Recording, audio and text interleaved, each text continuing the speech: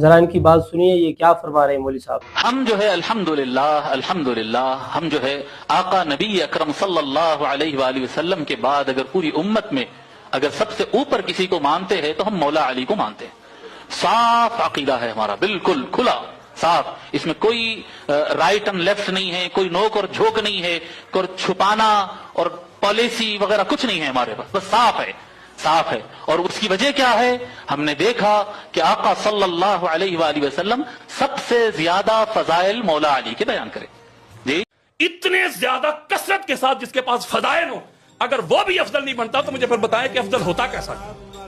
امام الباررات علی، قاتل الفاجرات علی، صاحب الرایات علی، خیر الباریات علی، مقیم الحجات علی، قسیم النار وال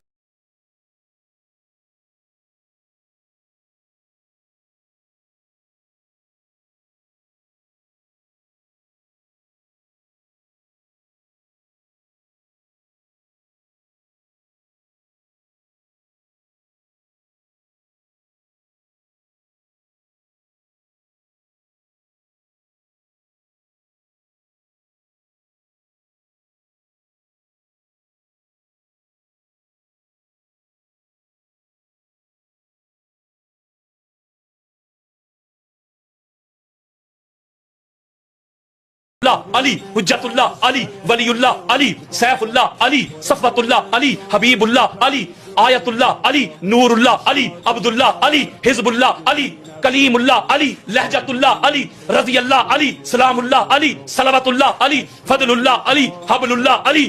یہ آج کل جو لوگ اٹھ کے کھڑے ہوئے ہیں کہتے ہیں کہ ہم اہل سنت ہیں اور ہم کٹر اہل سنت ہیں، لیکن وہ بات کرتے ہیں تو روافض کی بات کرتے ہیں، اپنا عقیدہ ظاہر کرتے ہیں تو وہ شیعہ کا عقیدہ ہوتا ہے، لیکن اہل سنت کو بتانا چاہتے ہیں کہ ہم اہل سنت ہیں۔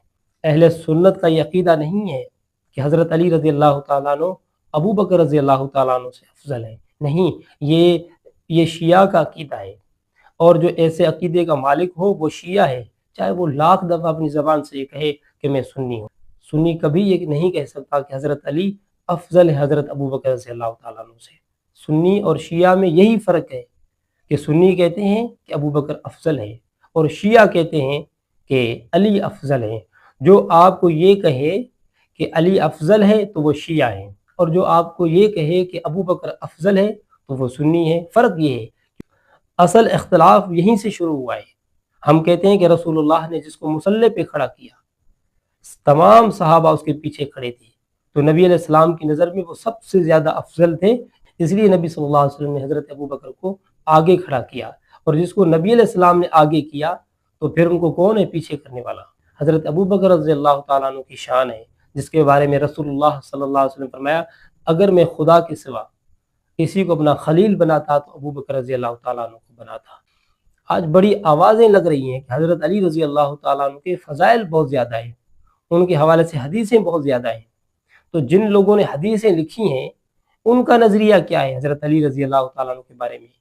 کیا ان کو پتہ نہیں تھا کہ حضرت علی رضی اللہ تعالیٰ عنہ کے حوالے سے کہ حدیثیں ان کے حوالے سے بہت زیادہ ہیں، فضائل ان کے بہت زیادہ ہیں؟ وہ خود کہتے ہیں کہ حضرت علی رضی اللہ تعالیٰ عنہ سے ابو بکر رضی اللہ تعالیٰ عنہ افضل ہے، جو ہے نا علی رضی اللہ تعالیٰ عنہ افضل ہے۔ تو افضلیت کے لیے دلیل کیا ہوتی ہے؟ افضلیت کے لیے دلیل یہ ہے کہ رسول اللہ صلی اللہ علیہ وسلم نے جب ابو بکر رضی اللہ تعالیٰ عنہ کو مصلی پہ کھڑا کیا، امام بنایا، تو یہ افضلیت کی دلیل ہے۔ پھر یوں کہتے ہیں کہ جی دیکھیں میں کٹر جو ہے نا میں سنی ہوں، لیکن میں بات حق کی کرتا ہوں۔ وہ بات کیا حق کی کر رہا ہے؟